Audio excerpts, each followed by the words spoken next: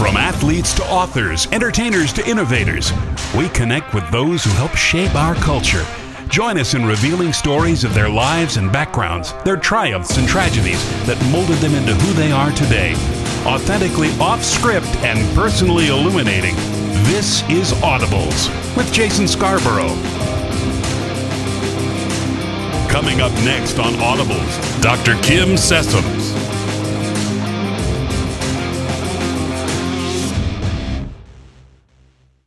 So your childhood was different than most. That's where we'll start. For someone you lost both your parents by the time you were 6 years old. So what can you remember about your childhood and describing that time in your life? You know, Jason, the facts are, 1963, August, my dad was a basketball coach at Pillahatchee High School, and he had left Pillahatchee and gone to Hines Community College. And I've always been told by the people that were in his circles, he and Charlie Ward, big buds, Charlie's in the Mississippi Sports Hall of Fame, and he lived in Pillahatchee. And Charlie said, you know, he's going to coach over there, and then he's going to take over the job at Mississippi College, which is where he had played in college. But anyway, he and Charlie were sideline business. They were trying to raise a few Charlotte or Black Angus cattle. And my dad had gotten in a Volkswagen and was going out to the country to look at some cows. And I'm told that I was standing in the kitchen and pitching a fit because he wouldn't let me go with him. And he was crossing Highway 21 on a pickup. He just pulled out in front of a guy in a pickup truck, hit him broadside, threw him out of the car, and killed him instantly. That was August of '63. I don't really remember him. I feel like I remember more about him just because there's so many photos and stories about him. My mother was never in the news or anything, so I have no memory of her. But about 15 months after he died, she passed away of cancer. Didn't know she had cancer. Got sick after he died. Everybody thought it was her nerves or anxiety, and she was really sick. And so when she died, the three of us, and brother Kevin, 2 years older, and sister Carol, 2 years younger, we moved in with my mother's parents on a gravel road in Scott County, Mississippi. Yeah. So your siblings, you're taken in by your maternal grandparents, and your grandparents, you look back at that story could have gone a different way, but because of your grandparents caring for you and your siblings, your younger sister, older brother, you know, do you ever look back and say, you know, my life, the story could have ended up differently had it not been for your grandparents? Incredibly different, Yeah. for sure, because there were discussions about who's going to take which kid and splitting us up and that sort of thing, and my grandparents said no. And they weren't, they were not educated people. My grandfather ran a hardware store just as an employee. My grandmother worked in a drapery shop, and they said, no, we're going to keep the kids together. So as young kids growing up, we thought of them as parental figures for sure, and it didn't register with me until after I was grown, married, and had children of my own, what they had sacrificed. Because, you know, until you have kids of your own, you realize it is a siege of self-sacrifice. And I mean, what they did was amazing, to have a second family and young kids growing up. And we weren't always easy, you know, we were traumatized kids. And so we got into some trouble and did some crazy stuff, but they were always there. And we always had a place to go, and they always made us feel loved. It was just a different childhood. Different. Mr. Malcolm and Miss Joyce. There you go. How in the world do you know that? I do my homework. You're a research man. I do my homework. So how would you describe Mr. Malcolm and Miss Joyce? What kind of... We call them Mom and Pop. And my grandfather, you know, the strange thing, Jason, even though they weren't educated, I am a stickler, and it probably won't come out in this interview. I'll screw it up somewhere, but incorrect verb tenses and grammar errors and things have always bugged me. And part of that is because my grandparents spoke good English. They were not educated, but they raised us. You know, you can learn book knowledge, and then you have practical knowledge about how you speak and who you're around and that sort of thing. And so we were encouraged to get an education. We were encouraged to do well. Some of it was just self-motivation, but my grandfather had survived the Depression. He had a little country store in Harperville, Mississippi. It's still on the map, but there's nothing there. And he had survived the Depression, and he lost everything. And so while I was growing up, there were little strange, peculiar things that he would do, like he would hoard things in his closet in his bedroom, things that weren't that important, like thermos bottles, or if he bought a cigarette lighter, he bought 10 of them because there might not be any more. Because he had gone through that episode in the Depression and realized that nothing's a given. And so he was a little paranoid about that. And he was pretty structured and strict. I've got a piece upstairs in the studio here in the gallery upstairs called Letting Go of Fenced Rows. And it's a portrait of him, but it's an abstract piece. And it's about having fences around us to both keep us away from trouble, but in some way it felt very inhibiting at the time that he was trying to not let us grow up and experience life, but he was really trying to protect us. So the piece is about the weird combination of caring enough for your children to protect them, sometimes in oppressive ways, but also giving them enough freedom to break outside the fence and experience life. Yeah, my brother didn't handle it so well. He graduated early from high school, went off to college early, wound up going to Juilliard in New York on a scholarship in theater, and left Mississippi and just has never come back. My sister was an athlete, played basketball at Mississippi College, and she was younger, 2 years younger even than me, and so her trauma was not quite the same, certainly the same as his, and mine was probably a little less than his as well, but I had more than she did. Hers was just a void in time. She didn't remember the parents. She didn't know anything about them. But 3 kids all wound up being creative in different sort of ways. You talk about being creative. You guys would, your brother Kevin would write out these plays. Yeah. And then you guys would act them out. So I'm assuming it was your grandparents were the audience, right? Well, it didn't matter. We would get on the picnic table out in the yard, and but we had a very bizarre. I don't really know how to explain it. When I say gravel road, I'm talking a dirt road in the country. Mm-hmm. Now, we had running water, but it had a lot of red sand in it. But anyway, Kevin has always been not only creative, but very expressive. And he would write the plays, but he would write poetry. He was listening to all sorts of different music from what other people were listening to. I mean, I grew up not realizing it was weird for a 13-year-old kid in Mississippi to be listening to the soundtrack of Cabaret. And I didn't think it was weird personally, but one year I've used my creative talents and started doing handmade liquid embroidery T-shirts, and I'd sell them for $10 a piece, and try to make some money. But one day I showed up to school and I had the cover image of Bette Midler on the Divine Miss M album, and it was Bette Midler with the big red hair. And I got the strangest looks from the people at school because the kids had no idea who she was. Right. But some of the teachers knew, and they were like, "What are you doing wearing Bette Midler on your T-shirt?" And I was starting on the basketball team, Just weird. Don't go anywhere. Audibles returns in a moment here on the Spirit Media Network.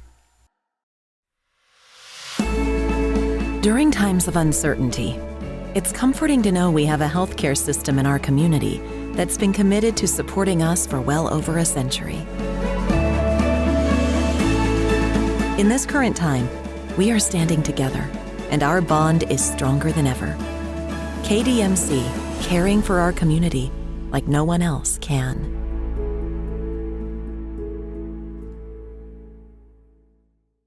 Hey sports fans, before traveling to your game day destination this football season, be sure to download the M.Traffic app to help you reach the game safely. With just the touch of a finger, you can see road conditions as well as receive traffic alerts along your route.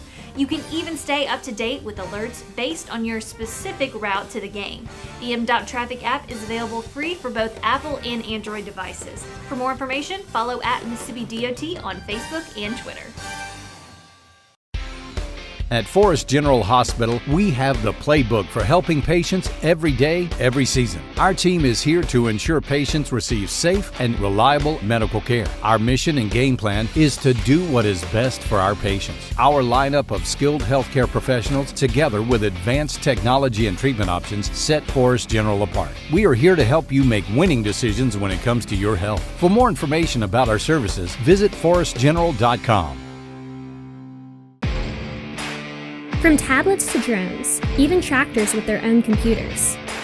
As a farm family of Mississippi, we use the latest technology to get the most out of our land, growing acres of rice, soybeans, and corn. These digital tools help us map out where to plant and harvest.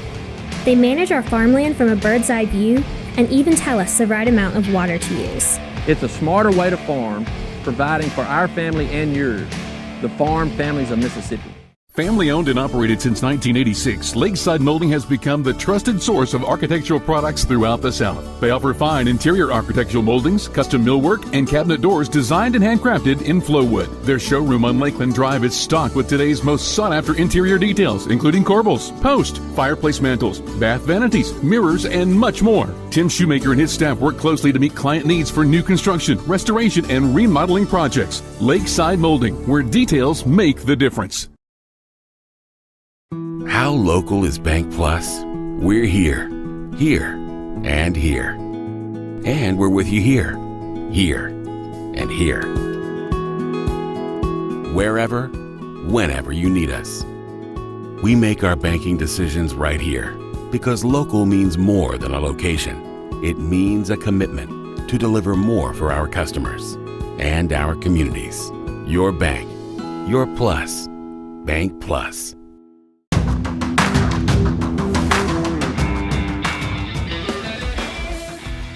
Yeah, you described how some people would look at you, and you were quoted as saying sometimes they would stare at you like little exotic orphan kids living with their grandparents. And do you think that played a part in, did it fuel you any to succeed like you have in your life? Or did that play a part in it, or did you brush it aside? How did you digest that? Personally, I recognized that we were treated a little differently. It felt a little, it was very kind people.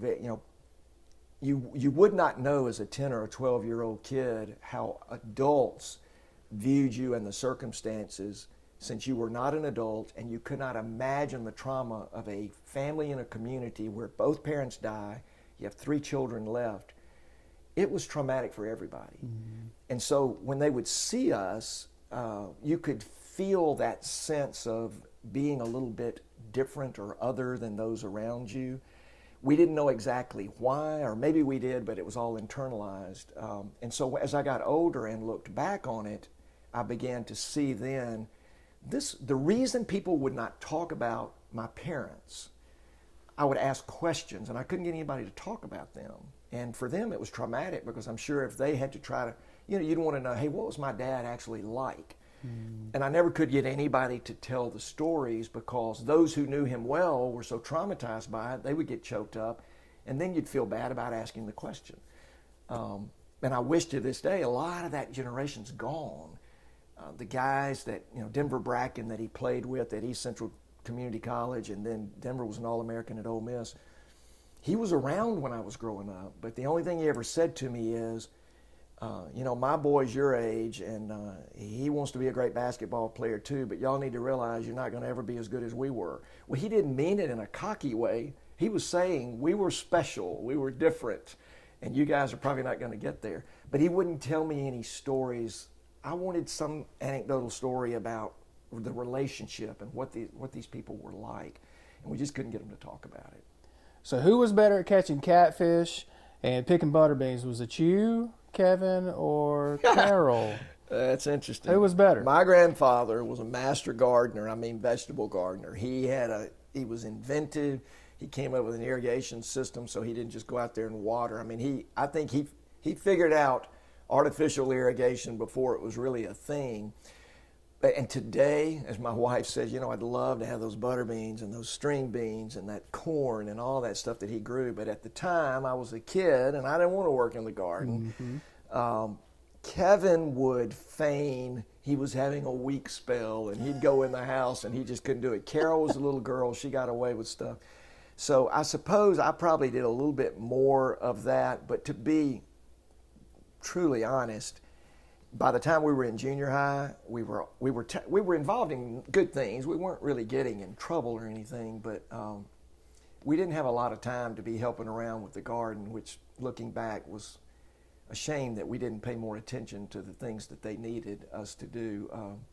But none of us were great gardeners. We did shell butter beans a lot. You know, you know what I'm talking about? I know exactly what you're talking about. Your thumbs give out, but it'd be big bowls of this stuff and shelling butter beans and snapping green beans and doing all that stuff. You read my mind. Yeah. I was just about to talk about, I remember shelling butter beans, green beans in an old wooden swing with my grandmother. So do you think some of these kids nowadays can learn something from the patience that comes with shelling butter beans and green beans? Discipline. No, hey. Yeah.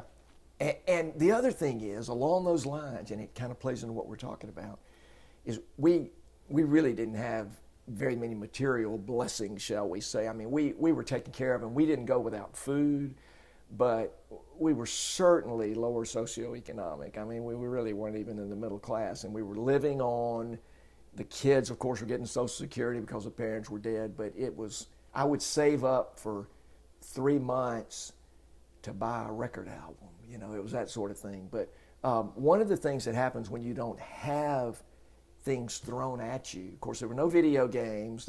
You could maybe get 2 stations on the rabbit ears on the TV. So we had a lot of downtime, a lot of dead time to either entertain yourself or go crazy. I remember 96 or so, when I first started sculpting, I had the opportunity to go up and visit with Andrew Wyeth up in Pennsylvania, the great American painter. And Mr. Wyeth, he used to call me Andy. And so Andy said to me, you know, tell me about your childhood. And we talked a little bit about this trauma. And he had some trauma in his childhood. And he turned around and said, I truly believe that childhood trauma leads to tremendous creativity or psychosis. Sometimes it leads to both. And I thought, this is getting weird. But I think he was right that childhood trauma can lead to creativity, because you're trying to figure out how to express what's going on inside you in a productive way of some sort, or it comes out in negative ways.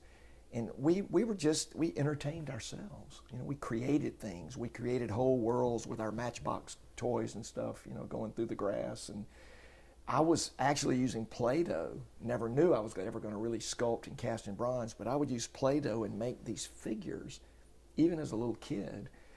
I thought it was very natural to do, but looking back, I'm not sure everybody was doing that. I don't know where it came from. Don't go anywhere. Audibles returns in a moment here on the Spirit Media Network. Hello, I'm Gary Jolly from the Tractor Store in Richland. Now's the best time of the year to save more with Mahindra, and it all starts with zero. Pay zero down and 0% interest up to 60 months. That's more for less on many of Mahindra's best-selling models, with tractors that deliver more lift, capacity, fuel efficiency, and built-in weight. So get zero down, 0% interest for up to 60 months on Mahindra, the world's #1 selling tractor, Mahindra, available at the Tractor Store in Richland. Hey sports fans, this football season, MDOT wants to ensure you get to your game day destination safely. So before you hit the road to watch your favorite team, be sure to download the MDOT Traffic app. The MDOT Traffic app is free for both Apple and Android devices. And remember to drive smart on the way to the game. That means buckling up, obeying the speed limit, and avoiding distracted driving, especially when traveling in work zones. For more information, follow at Mississippi DOT on Facebook and Twitter. I can totally see us cooking in this kitchen. I can totally see us cooking like pros with natural gas. Oh, I would love to soak in that tub. I'd love to save energy and money with a natural gas water heater.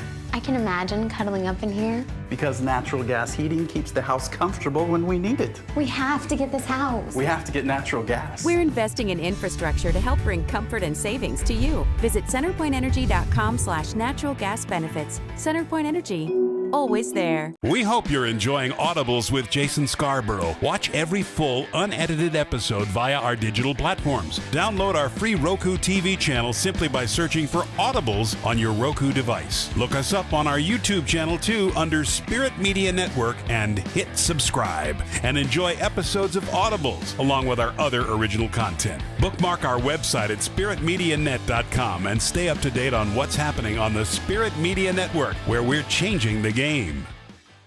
The COVID vaccines are here. Know the facts. Get the shot. End the pandemic. The vaccines are proven safe and effective.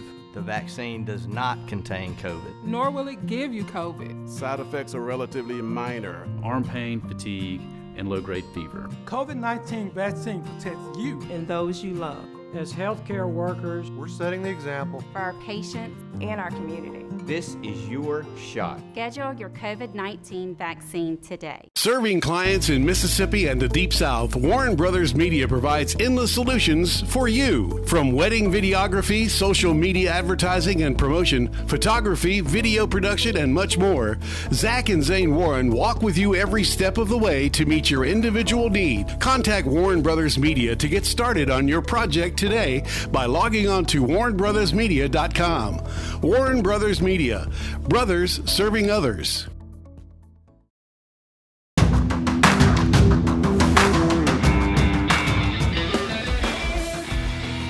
The experiences you had, it led to, and I wanted to ask you about this piece because you were quoted.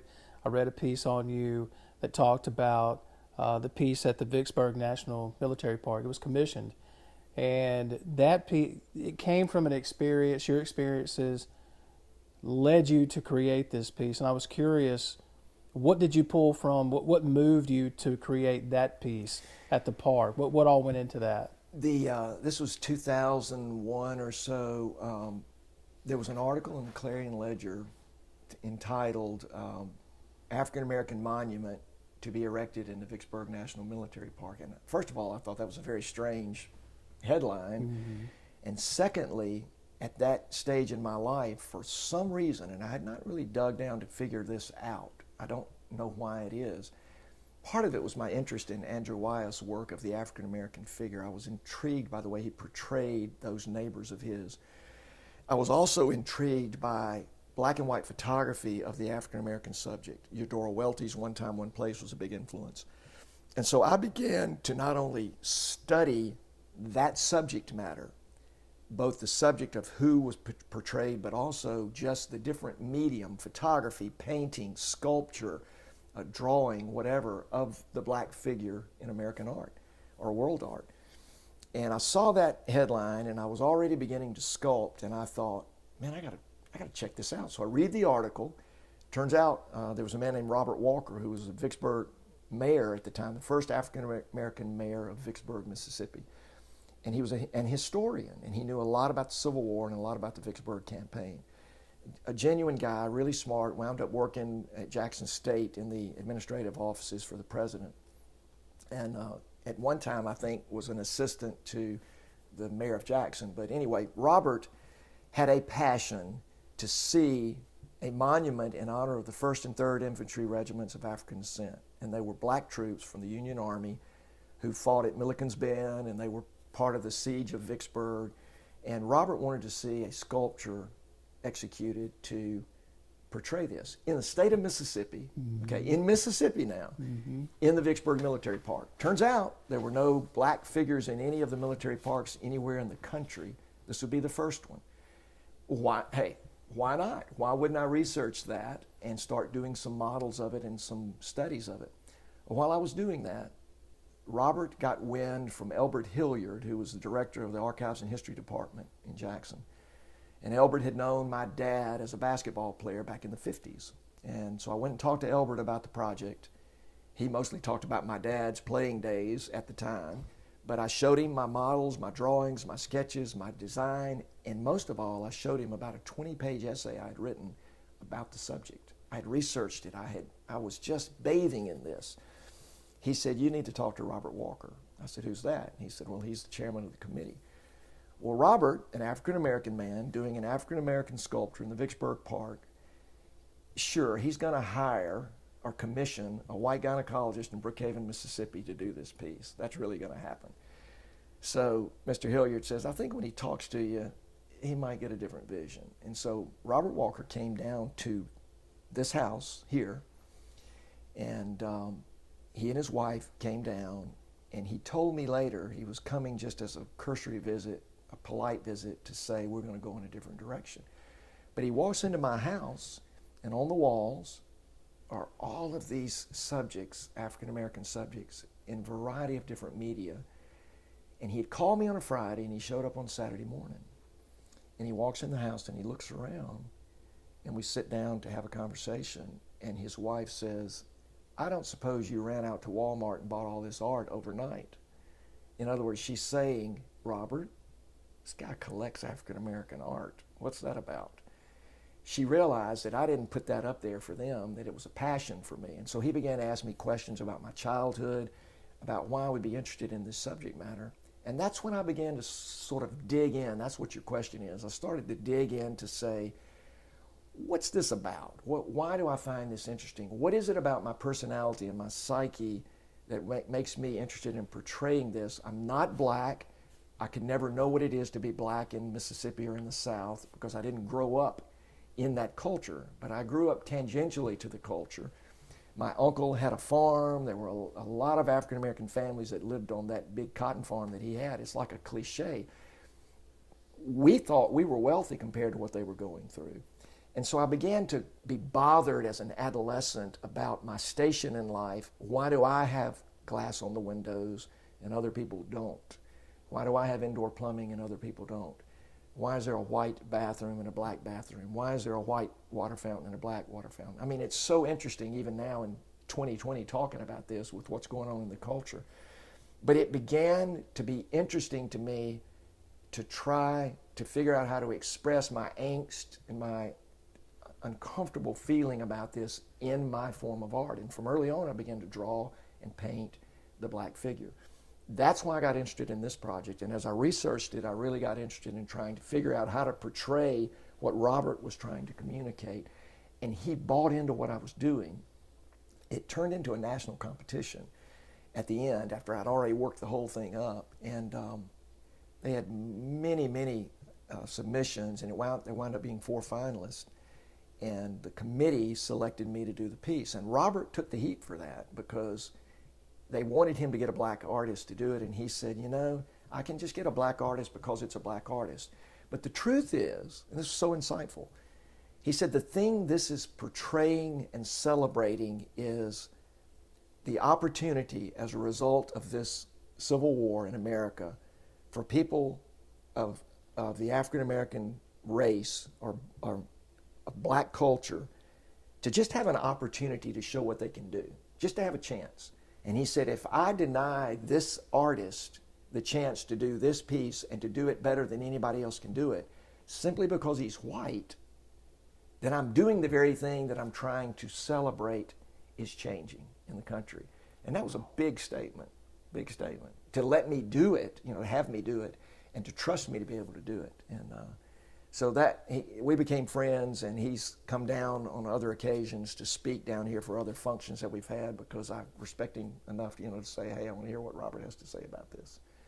Don't go anywhere. Audibles returns in a moment here on the Spirit Media Network. Hey sports fans, before traveling to your game day destination this football season, be sure to download the M.Traffic app to help you reach the game safely. With just the touch of a finger, you can see road conditions as well as receive traffic alerts along your route. You can even stay up to date with alerts based on your specific route to the game.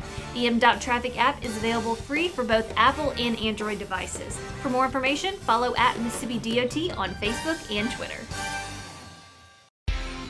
At Forest General Hospital, we have the playbook for helping patients every day, every season. Our team is here to ensure patients receive safe and reliable medical care. Our mission and game plan is to do what is best for our patients. Our lineup of skilled healthcare professionals, together with advanced technology and treatment options, set Forest General apart. We are here to help you make winning decisions when it comes to your health. For more information about our services, visit forestgeneral.com.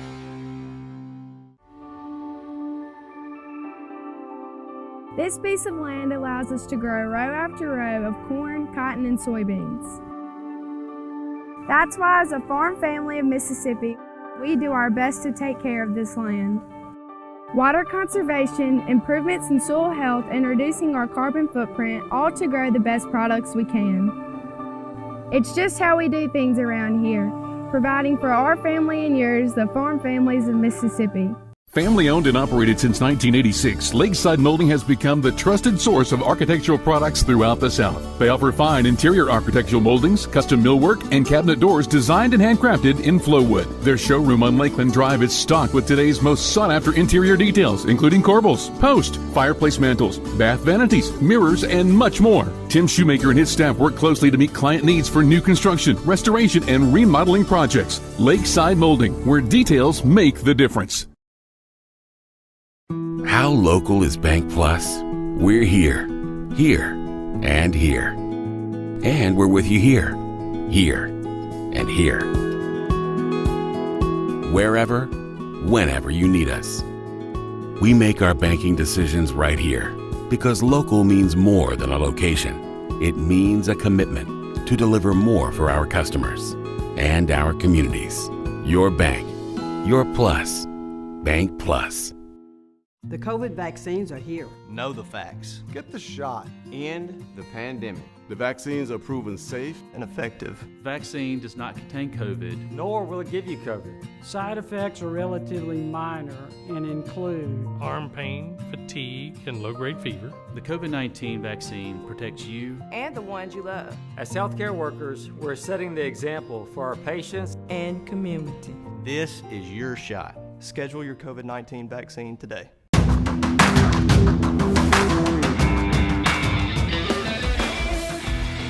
Behind every good man, they say, there's a good woman. So you married your high school sweetheart. When did you know she was the one?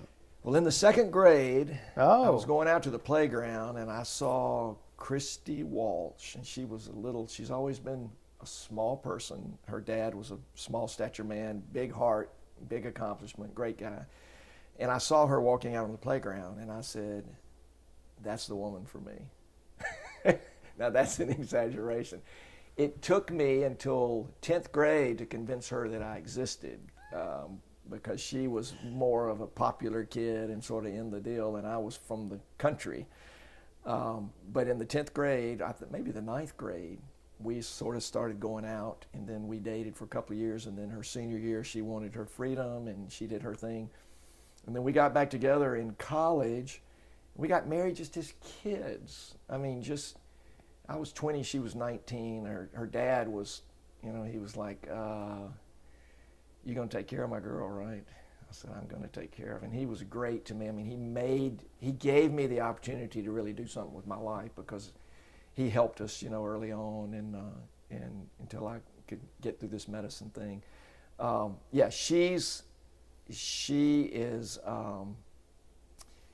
She understands me.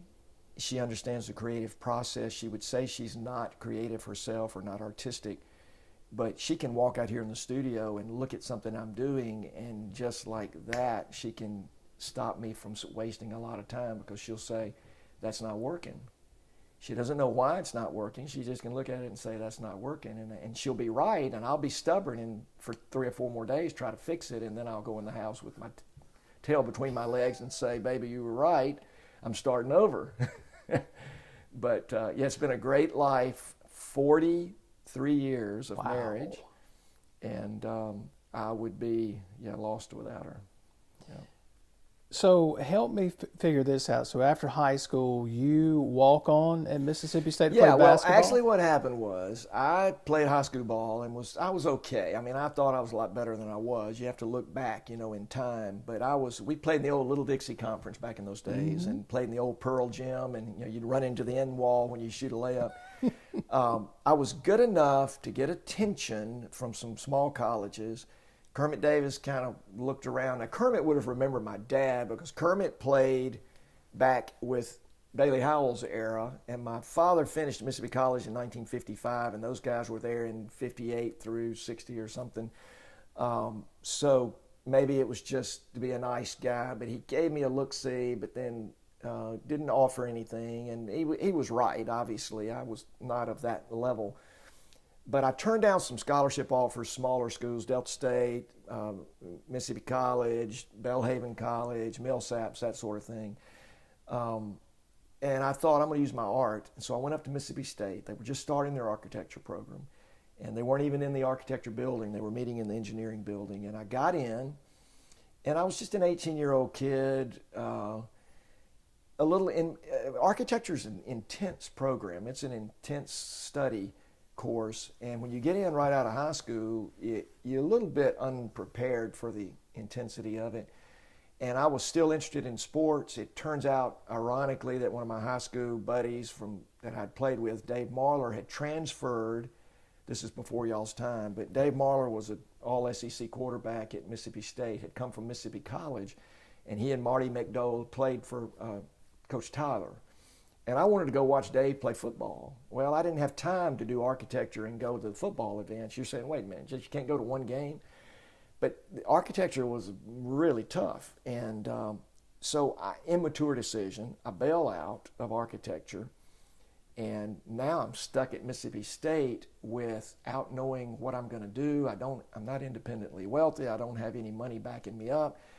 I really can't be in school unless I've got some kind of plan. So I thought, well, the only other thing I do is play basketball. So I went to see Coach Davis, and this was the Ray White era. Ricky Brown was a freshman. He played for the Golden State Warriors. So he says, well, come on, walk on out here. And so I go walk on, and it was eye-opening because I'm competing with point guards that are 6'5", and I was 6 feet and 165 pounds. But anyway, that's sort of that part of the story. Coach Davis calls me in the office and says, hey, you can play. It's going to be hard to get any playing time up here because this is a tough league. So he calls Charlie Rugg on the phone, and Coach Rugg was at Belhaven and had recruited me anyway. And Coach Davis says, you need to go down there and play. So I didn't have anything else to do. I thought I better do that. So I leave Mississippi State, go to Belhaven. I get there sort of the end. John Brady's on his way out. He'd been a left-handed scorer, and I say this, if he sees this article, this interview, he'll know it's true. John Brady was a cocky dude, but he could shoot the eyes out of it. And of course, he becomes legendary coach at LSU, et cetera. But I stayed there, got involved in I had to do some work to help offset the cost of school because I was on scholarship, but not, you can't just live on that. And then we got married sophomore year, and I was working at a hospital as a scrub tech, and I was taking biology classes, and I got interested in it, and I said, man, I think I'm gonna go to medical school. And I didn't think I could do basketball and medical school, even though there were a couple of guys on the team that did it. I just felt I had to put more effort into the school, and so I quit playing basketball and applied myself and got in medical school, and off we went. That's a big switch going from basketball. Look, medical school was easier than architecture school. Really? It was a whole different animal. I say that. I was older. By the time I started medical school, I was 22. I still am an amateur architect. I don't have a degree, and I don't have a license to do structural engineering, but I just designed this building, and I designed a lot of the buildings downtown in Brookhaven. So I still have my hand in it, and I sometimes wonder, did I make a mistake? Should I have just stayed? But that's not what life gave me. Don't go anywhere. Audibles returns in a moment here on the Spirit Media Network.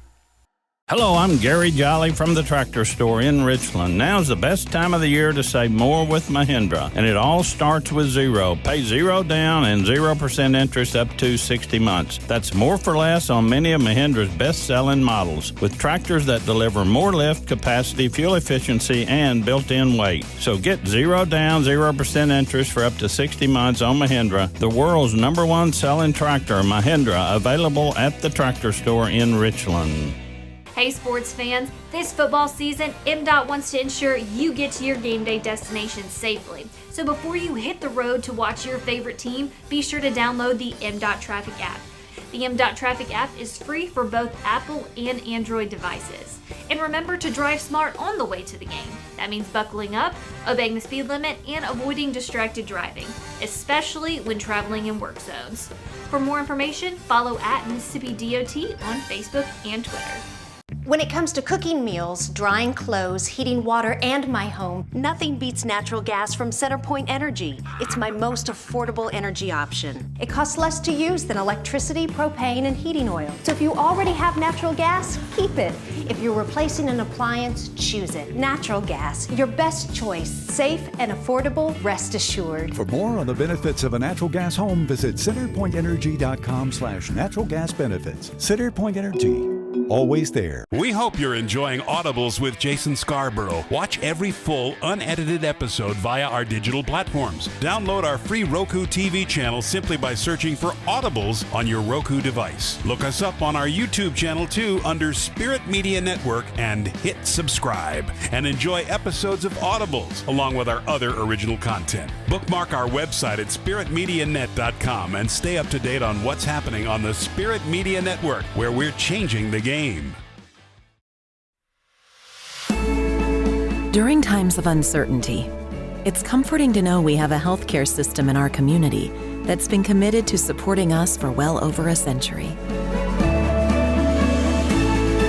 In this current time, we are standing together, and our bond is stronger than ever. KDMC, caring for our community like no one else can.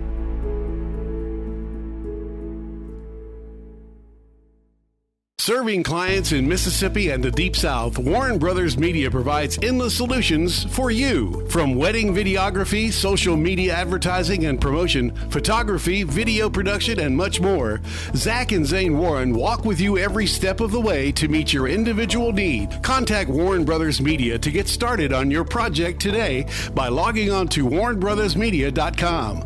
Warren Brothers Media. Brothers serving others.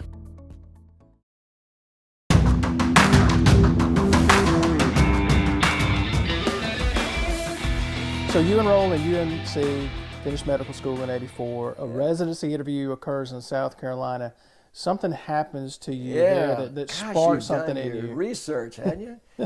When you finish medical school, you do something called a residency in some specialty you choose. It could be family medicine, or it could be general surgery, it could be neurosurgery. Well, I wanted to do OBGYN. I like the combination of obstetrical, primary care with the patients, but also you do gynecologic surgery. And so I was traveling around the country interviewing for a spot, and I was in Greenville, South Carolina, and I had grown up. This is, from the time I was 16, I was making art from the time I was a little bitty kid, but about 1975, 76, I got on to this guy, Andrew Wyeth, a painter up in Pennsylvania. Something about his work just really spoke to me, but I'd never seen it in person. I just had books.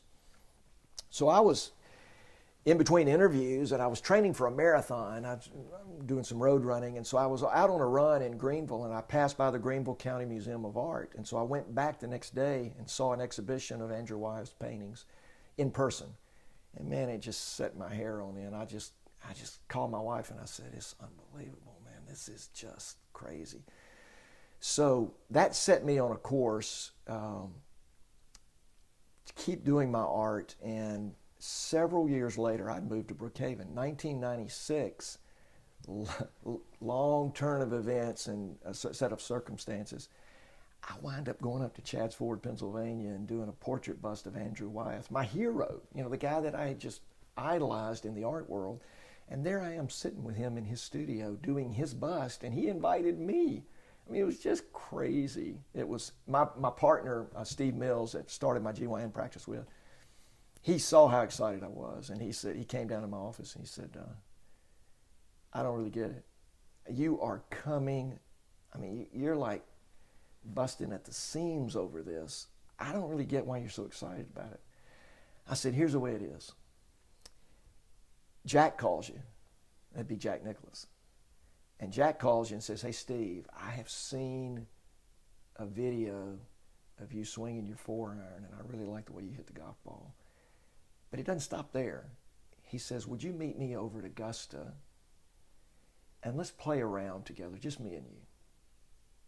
And he said, I got it. He just never realized that's how big a deal it was for me. And he said, I got it. It makes sense to me now. So that, going up to see Mr. Wyeth, that opened up all sorts of art doors for me. I was practicing medicine. I still was doing my drawings, making art, and I'd just been sculpting for a couple of years. Bruce Brady, dear friend of mine from here, who's the sculptor of the Connerly Trophy at the museum, the Sports Museum. Bruce and I were good buds. We would sit on the Trustmark board together. I was drawing. He was over there playing with modeling wax and stuff. He, on the other hand, understood the financial report at Trustmark. I really didn't understand all that business stuff. I think they put me on the board to just talk people into banking there. That's what the whole deal was about. But Bruce said, man, I think you are a sculptor hiding behind your drawings. So I began to sculpt, and a couple of years into it, Mr. Wyeth invited me up there. Shortly thereafter, I was able to do a portrait bust of Billy Graham from life with Dr. Graham and Miss Ruth up in North Carolina. I did a portrait bust of Eudora Welty from life. I did a portrait bust of Sonny Montgomery right after he died, but I wish I could have done it while he was alive, but the people who commissioned me to do it wanted me to do it just from videos and photographs. Those 4 people I just mentioned, Graham, Andrew Wyeth, Eudora Welty, and Sonny Montgomery, all received the Presidential Medal of Freedom. Wow.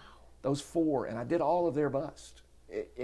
After I had done it, I realized, wait a minute, they all have a similar, the connection between them is they were presented from the President of the United States the Presidential Medal of Freedom. Who was your first sculpture? Was it My Andrew first Wyeth? sculpture was Zeus, the god Zeus, in the 11th grade at Forest High School in Play-Doh.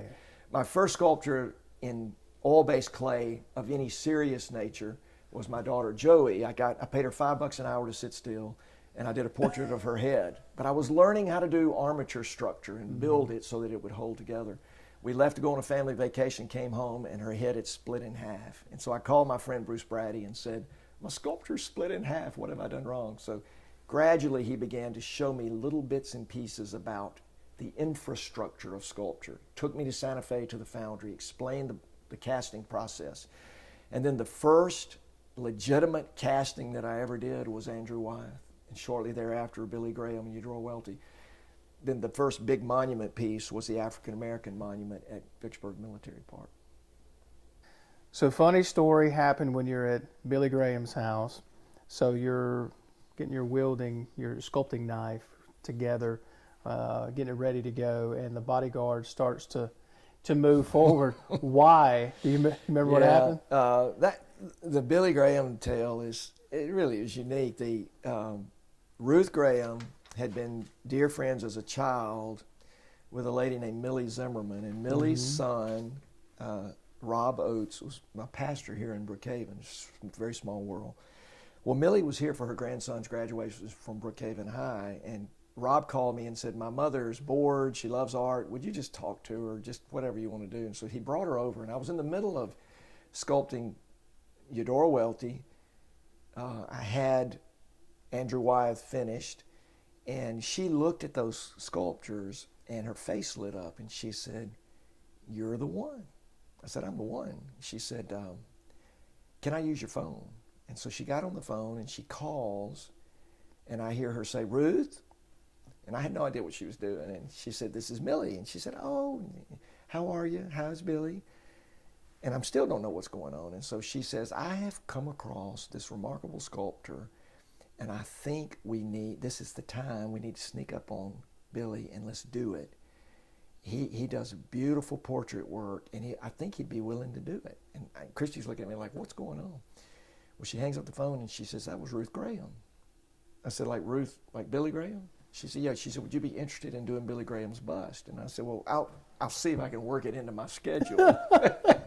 Well, it turns out that they had been talking about it, and Ruth had wanted to preserve sort of his physical. There's been one portrait painted of him, oil portrait, that he approved. Mr. Sandin in New York had done it, and it was up in North Carolina. So that started the process. A year later, she had sent me videos, family photos. I had a whole archive of stuff, and we had decided on doing sort of the mid-70 range. Not the early guy with all the snappy clothes, not the older Billy Graham, but the guy kind of in the middle.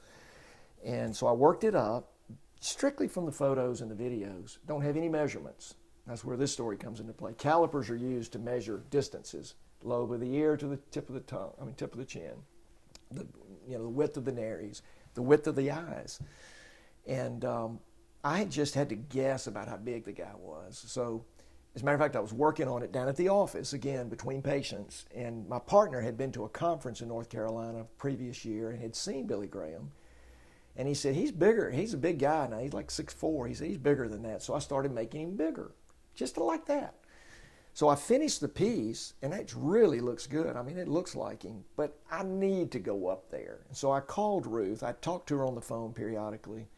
I said, Miss Ruth, if I don't come up there and get this thing right, I'm not going to be able to cast it, because we don't want it to be almost Billy Graham. Got to be the real thing. She said, well, he's home right now. And it was on a Wednesday. I called her, and I said, well, she said, he's going to be here this weekend. Could you come up on Saturday? I said, I'm not on call. I bet I could make that happen. Are you sure? And she said, yeah. And I said, now you're going to tell him. She said, I'll let him know before you get here. So we hang up and say, we're on the way. So we're driving up to North Carolina, and I got Billy Graham on a platform on the left side of the back seat. I got Eudora Welty on the right side, because I want to show her another example of the works. Mm-hmm. Well, this truck kept passing me, and he was doing this. Hey, man, yeah, good. And I thought, what's he? If I have a flat tire, what's going on? Chrissy said, he's trying to tell you something. And I go like that back, and I realized he's looking at the two figures in the back seat. He sees these heads. So when I got up there, of course, we drove up to the gate, and she said, blow the horn 3 times, we'll open the gate. And they had fenced in this beautiful log cabin up on the mountain. Get up there, and this guy Mike comes out, and he's the bodyguard, and he's there all the time, and he introduces himself, and he said, Dr. Graham's pretty feeble, so get what you need done. You need to go ahead and get it done. And so we go. I take all my stuff in the house. Miss Graham comes to the kitchen in her house coat, and I set up on a sculpture stand this head of Billy Graham, and then I put Eudora over on the breakfast table. And so she comes in, and she sees it, and she starts giggling. Her sister was there from California, and they start looking at it, and it's just remarkable. Look, it's him. It's just, he could speak. So I'm thinking this is a good sign. So they take Christy off and take her through the house to show her the house. And Billy comes walking down the hall shuffling. He's got on his blue jean jacket that Johnny Cash gave him. He was so proud of it. And he walks in, and he looks at it, and then he looks at me like, what in the world is going on? And so I said, Dr. Graham, that your wife put me up to this, but as long as it's going to get done, let's do it right. And he said, well, what do you need to do? And I said, I need to do some measurements. So he sits down in front of the fireplace, and I've got the sculptor there, and I get out my calipers, and I get out this steak knife that my grandfather had given me. He didn't give it to me. I got it after he died, and it's perfect for doing slicing anatomy. Like if you want to take an ear off, instead of recreating the ear in clay, if you slice it off next to the head, you can move it to a new spot on the head if you have to. Well, I wasn't planning on doing any of that, but as I measured Dr. Graham, his eyes were perfect distance apart. It was incredible. It was all luck or providence. I don't know what you would say. The eyes were right.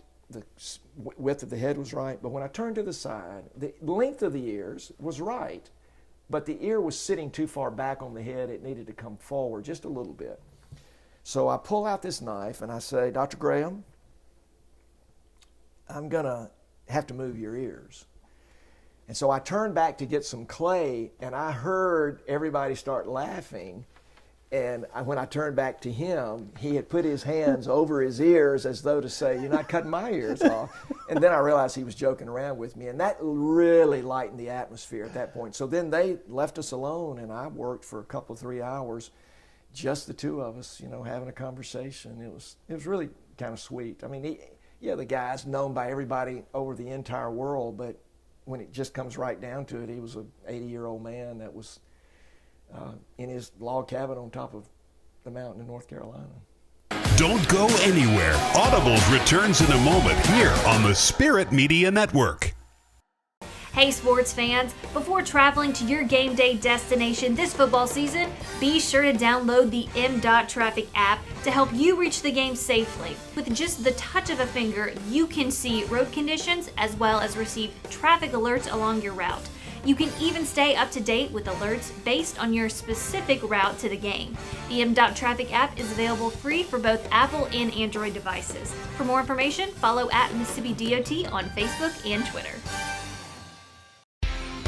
At Forest General Hospital, we have the playbook for helping patients every day, every season. Our team is here to ensure patients receive safe and reliable medical care. Our mission and game plan is to do what is best for our patients. Our lineup of skilled healthcare professionals, together with advanced technology and treatment options, set Forest General apart. We are here to help you make winning decisions when it comes to your health. For more information about our services, visit forestgeneral.com.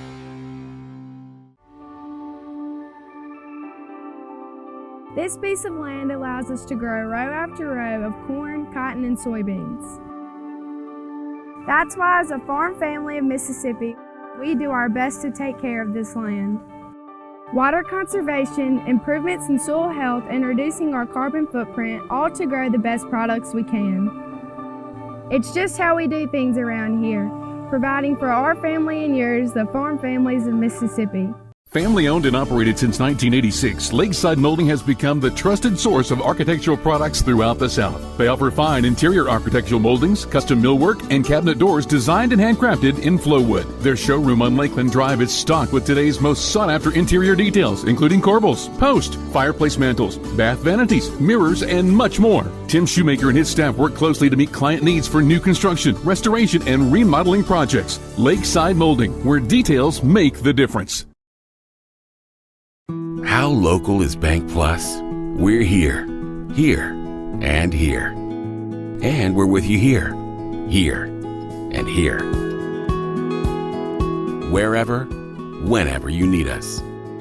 We make our banking decisions right here because local means more than a location. It means a commitment to deliver more for our customers and our communities. Your bank, your plus, Bank Plus. The COVID vaccines are here. Know the facts. Get the shot. End the pandemic. The vaccines are proven safe and effective. The vaccine does not contain COVID. Nor will it give you COVID. Side effects are relatively minor. Arm pain, fatigue, and low-grade fever. COVID-19 vaccine protects you and those you love. As healthcare workers, we're setting the example for our patients and our community. This is your shot. Schedule your COVID-19 vaccine today. I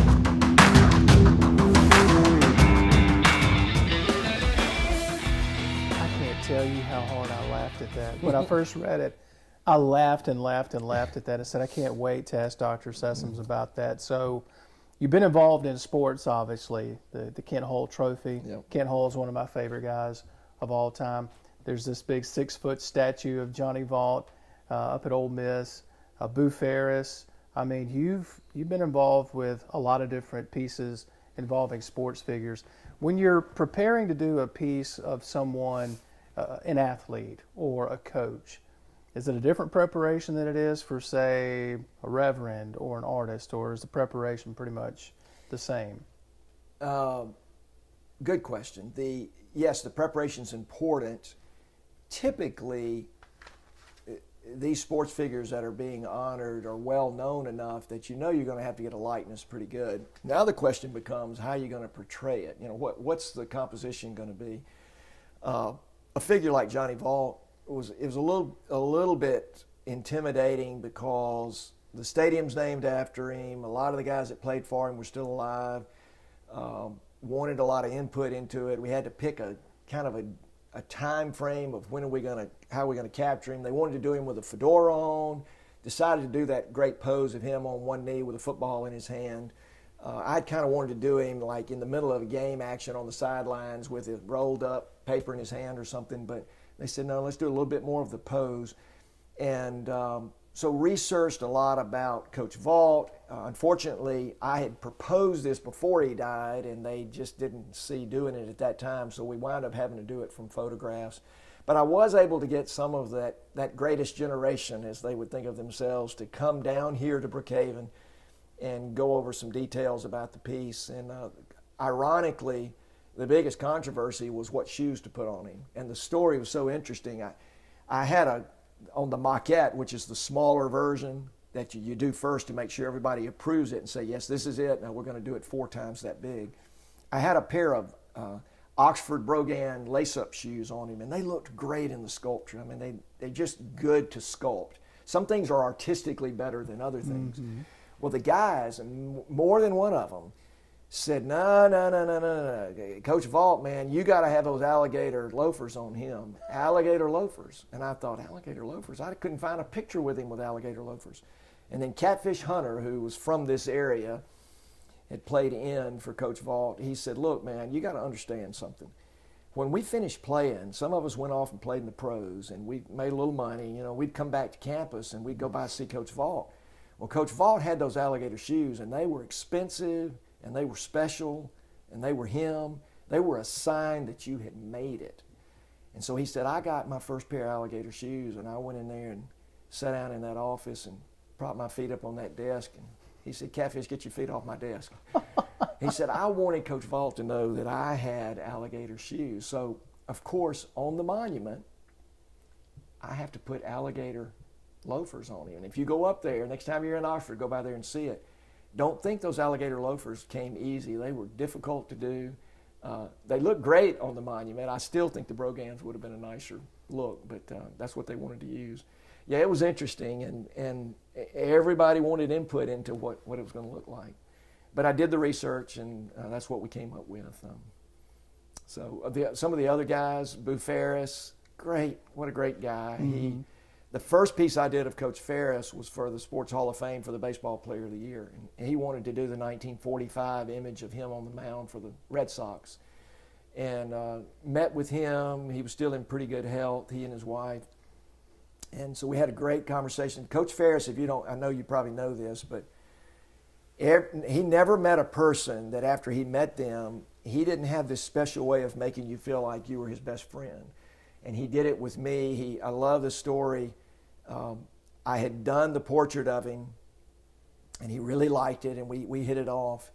A year after that, after I did it, my youngest son, who was a pretty good high school football player, he was the Clarion Ledger Player of the Week one week, and had his picture, and they put his stats in there. Not that many people see that, but guys that like sports see it.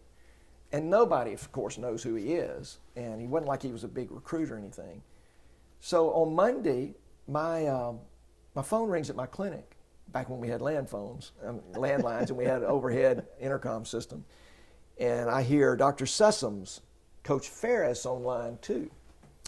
So I picked up the phone. I said, Coach, long time no see. Are you okay? What's going on? Y'all need another casting? What's happening? He said, no, everything's good. Everything's good. How about my man Price Sessums? I said, Coach, what you talking about? He said, Player of the Week. And I said, Coach, you're so sweet to call. He said, well, why wouldn't I call? And I hung up the phone after I talked to him. I called my wife and I said, just got a call from Boo Ferris congratulating me on Price's Player of the Week. Who is this guy? What makes him tick? So I told that story to several guys that knew Coach Ferris and knew of the Delta State connections. Rick Cleveland being one of them. And Rick said, that is a story told thousands of times. He had a way. I don't know how he kept up with everything, but if he ever found anything special to you, he would hone in on that, and he could make you think that your life made a difference and your family made a difference, and they were important to him, and they were important to him. But how many guys can do that? So at the funeral, of course, those stories are over and over and over about Coach Ferris, about how he knew all of the players that ever played. He knew their families. He knew their children. Well, years go by, 10 or 11 years go by, and they decide they're going to redo the stadium at Delta State. But outside the stadium, they want an over life-size Boo Ferris. Not the 1945 image. They want the 1963 Coach Ferris with the baggy, still the baggy pants, still the leather spiked shoes, still the stockings. But he's coaching on third base, and he's encouraging a batter at the plate. Come on, let's go. We need a hit right here. And so we did him, and that's the piece sitting right in there in the other room, over life-size doing that. I was not the sculptor that they were going to commission to do the piece, but Coach Ferris, and I was told this by his wife, did not really want the other sculptor to do the piece, was not very excited about it, and had said he just didn't want to do it at all. He would never say anything ugly about anybody. But he told his wife, if Sessums will do it, I'll do it. And so she called me and said, would you please do it? Well, they didn't really have the usual funds to do a piece that size, but my wife looked at me and said, Boo asked you to do it, you got to do it. So we did the piece. It was great fun working on it. He had really gotten feeble. He survived long enough to see it installed, and the following year, I believe, he passed away. Don't go anywhere. Audibles returns in a moment here on the Spirit Media Network. Hello, I'm Gary Jolly from the Tractor Store in Richland. Now's the best time of the year to save more with Mahindra, and it all starts with zero. Pay zero down and 0% interest up to 60 months. That's more for less on many of Mahindra's best-selling models, with tractors that deliver more lift, capacity, fuel efficiency, and built-in weight. So get zero down, 0% interest for up to 60 months on Mahindra, the world's #1 selling tractor, Mahindra, available at the Tractor Store in Richland. Hey sports fans, this football season, MDOT wants to ensure you get to your game day destination safely. So before you hit the road to watch your favorite team, be sure to download the MDOT Traffic app. The MDOT Traffic app is free for both Apple and Android devices. And remember to drive smart on the way to the game. That means buckling up, obeying the speed limit, and avoiding distracted driving, especially when traveling in work zones. For more information, follow at Mississippi DOT on Facebook and Twitter. I can totally see us cooking in this kitchen. I can totally see us cooking like pros with natural gas. Oh, I would love to soak in that tub. I'd love to save energy and money with a natural gas water heater. I can imagine cuddling up in here. Because natural gas heating keeps the house comfortable when we need it. We have to get this house. We have to get natural gas. We're investing in infrastructure to help bring comfort and savings to you. Visit centerpointenergy.com/natural gas benefits. CenterPoint Energy, always there. We hope you're enjoying Audibles with Jason Scarborough. Watch every full, unedited episode via our digital platforms. Download our free Roku TV channel simply by searching for Audibles on your Roku device. Look us up on our YouTube channel too under Spirit Media Network and hit subscribe. And enjoy episodes of Audibles along with our other original content. Bookmark our website at spiritmedianet.com and stay up to date on what's happening on the Spirit Media Network, where we're changing the game.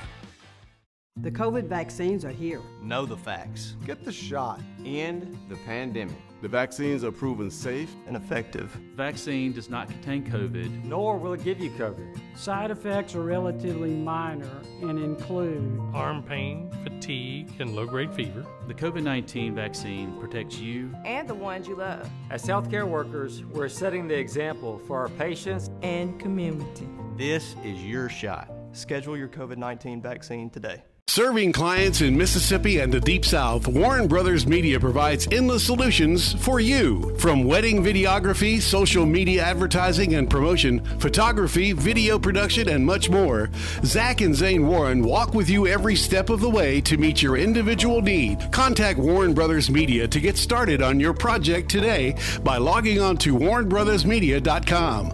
Warren Brothers Media. Brothers serving others.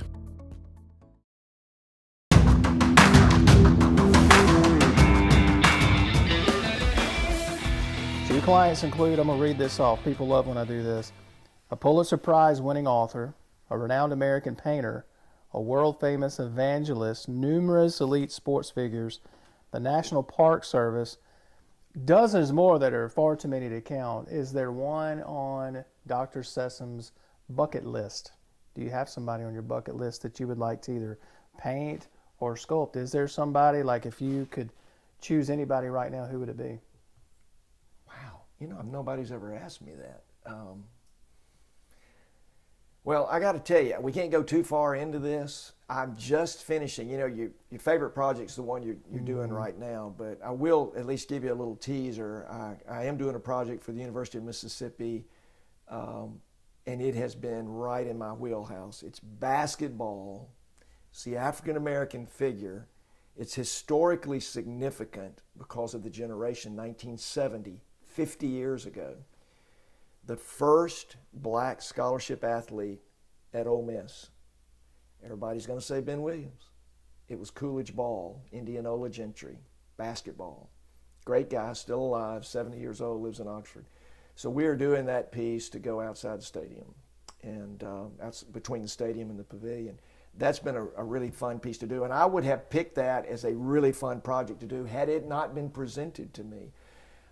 Beyond that, I don't have a bucket list of saying, gee, I wish somebody would call me and ask me to do this piece.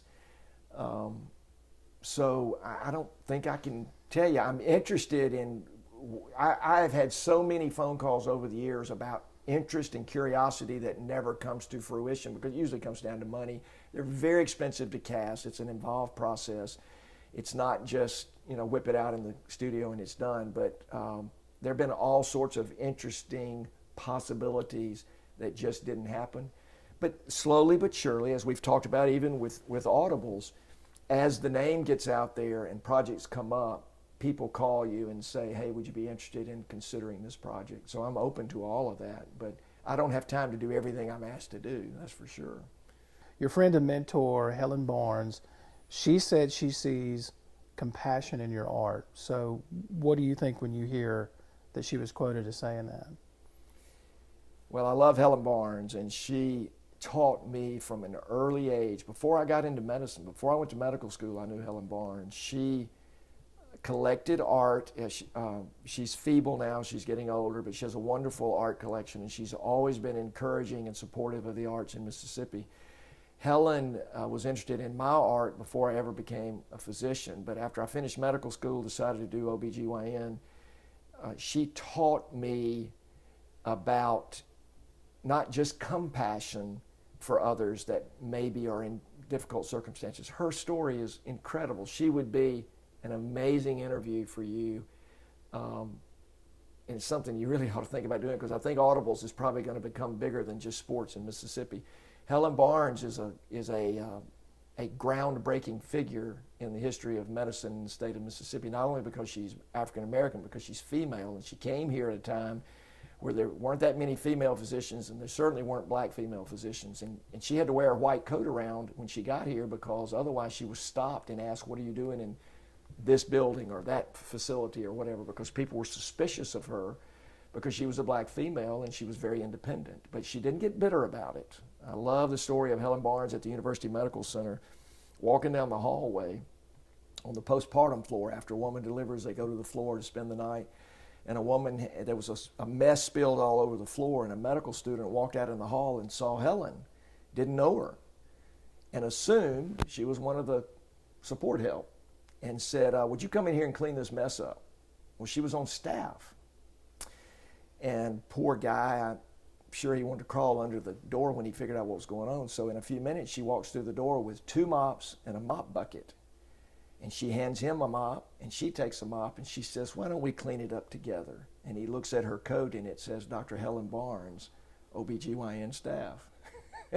She didn't berate him. She didn't humiliate him. She didn't kick him out of the school. But she taught him that day that he wasn't above cleaning up the mess on the floor. So I love that story about her. Helen is very sweet to say that my work has compassion in it, and she's never actually said that to me to my face, but she loves my work. I think she loves me as a person, and she knows that I love her. I did a show, a one-man show at Tupelo Museum one time. Tupelo is kind of one of those destination spots. You got to be wanting to go by there to get there. And I didn't think anybody would show up, and it was, I did it for a friend of mine who was connected to the museum. And in through the door walked Helen Barnes. She'd driven up there by herself because it was my show. And I said, Helen, you shouldn't have come. She said, I wouldn't miss this for the world. Wow. A little bit like Boo Ferris, but Helen's a dear friend. And I hope that what people see is not only compassion, but I hope they see the passion of somebody spent time on this. Andrew Wyeth told me when I asked him, Walker Hancock was the head of the sculpture department at the Pennsylvania Academy of Fine Arts, of all things. I mean, a legend in the sculpture world. He had tried to do a portrait of Andrew Wyeth back in the 60s, and it never happened. And I asked Andy about it, and I knew the story, and he said, it was just an artist making a piece of art, but this work that you're doing has bite to it. And he meant that in a positive way, and I thought, okay, my work has bite. Andy says my work has bite.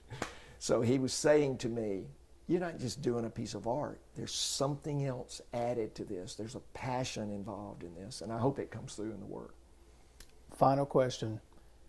What do you think your parents would think of all you've accomplished? You're an accomplished physician, accomplished artist, a father, a husband, longtime Brookhaven resident. What do you think they would think? Well, I hope they would be proud in a parental sense, but I mostly think they would be happy that I was fortunate enough, blessed enough to have a person to spend my life with that I still want to be with. My kids are gone; they're all grown up, but I got my girlfriend back. That's special. And she never got to know them, so that would be special for that to happen. But and the other thing, I think you want your kids to be happy. As your kids are young and they're growing up, and you're trying to help them understand about living life. I hate to sound philosophical, and you teach them everything you can teach them. Eventually, they go out and they're on their own, and they're going to make mistakes, just like we still make mistakes. But at some point, you're an adult, and you have to deal with your own problems. I hope they would feel like that I've had a good life and that I enjoy life. I read a quote. I'm doing a new piece of art now that's sports figures, some of the legendary figures, and most of them have won tons of trophies. But I'm combining it with a quote on the same piece of art that says something about, do we worship sports too much? Do we put too much stock in it? What is it that makes it tick? Is it the money? Is it, it's not the money. Bailey Howell, right over here, the college player of the year for basketball in Mississippi, signed for an unprecedented $10,000 in 1959 or 1960 with Detroit. Nobody had ever heard of that kind of money. He played because he loved the game. It wasn't because he was making millions of dollars. But I read this quote, and it says, trophies tend to collect dust, but memories last forever. The things I'm doing, I'm not doing for trophies. I'm not doing to be on Audibles. I'm doing because I come home from the GYN clinic that I love, and I love what I'm doing for a living. But I love coming out here and making these pieces of art, and every now and then it speaks to somebody else. That's great. I love the fact that somebody else gets something out of it, but truthfully, I love the fact that when I walk into the gallery, somebody said, well, how do you know what you want to create? If I'm not interested in it as a piece of art myself, why would I expect anybody else to be interested in it? So I try to create things that I think I would like to be interacting with, and maybe somebody else out there finds it interesting in their life or helpful in some way. I got to be honest. I told you this before the interview. I had to dig for this one.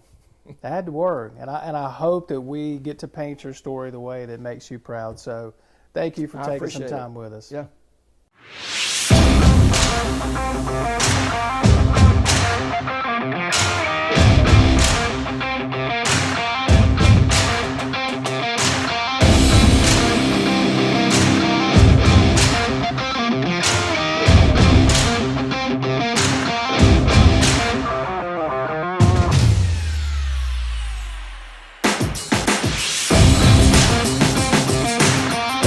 Thanks for watching. We'll see you next week for another episode of Audibles with Jason Scarborough.